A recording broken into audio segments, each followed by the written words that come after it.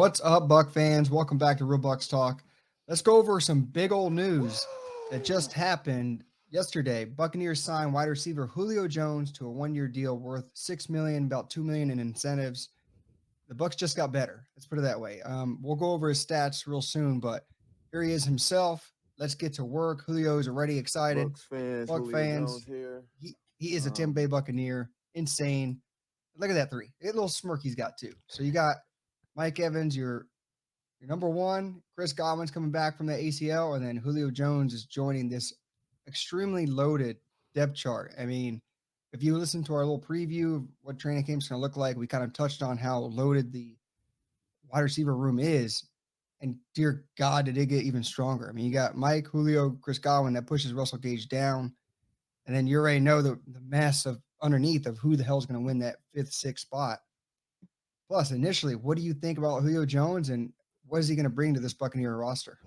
Well, I mean, first I'm in shock. Right? Still in shock because I know we talked about this, a few months back about, potentially adding a guy like this and we're like, no, the receiver room is fine. We Yep. don't need any, more additions, and really they don't. And when you look at adding a caliber type player of this magnitude, I mean, it's outstanding. I think it's really shows that the Bucks don't want to be in a situation that they were in last year where, multiple guys were injured throughout the year, battling injuries, and they just really didn't have the depth that they thought they had. And they want to make sure, Tom Brady has everybody in his arsenal, ready to make plays. And adding a guy like this is, yeah, something special. And it not only helps the guys above him, and Mike Evans and Godwin engage, Yep. but it also helps these younger guys, elevate their game to another level that, maybe we haven't seen yet. And he touched on it. I mean, he's here to win. And this is a hell of a spot to be in. You got pro bowlers all around you. You got the best quarterback known to man.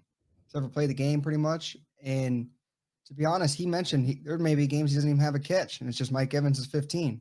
He just wants to win. The difference in mentality between him and Antonio Brown is massive. I mean, this doesn't look like a guy that's going to walk off the field. I mean, this is us just getting to know him. I know we've seen him nonstop against Atlanta, but I mean, the numbers kind of speak for himself, but he's had the injury bug kind of recently. So if you look at these 2 years combined up, I mean, he only had 1,200 yards in the past 2 years with 4 touchdowns.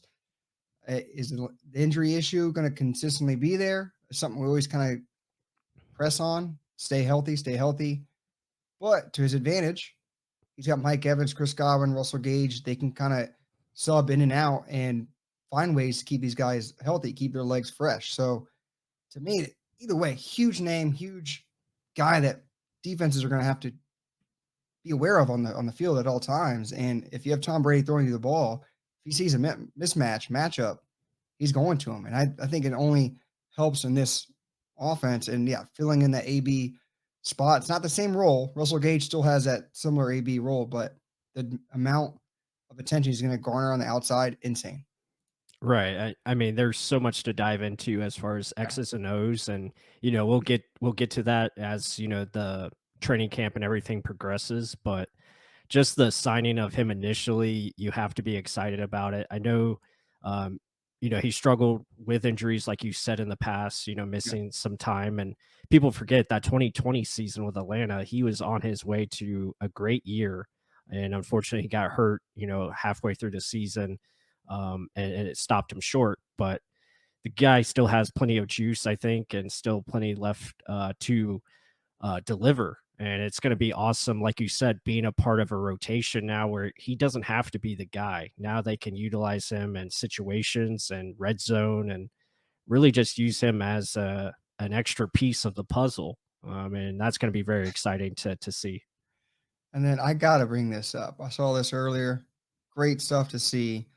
But this right here, Tom And I Brady. feel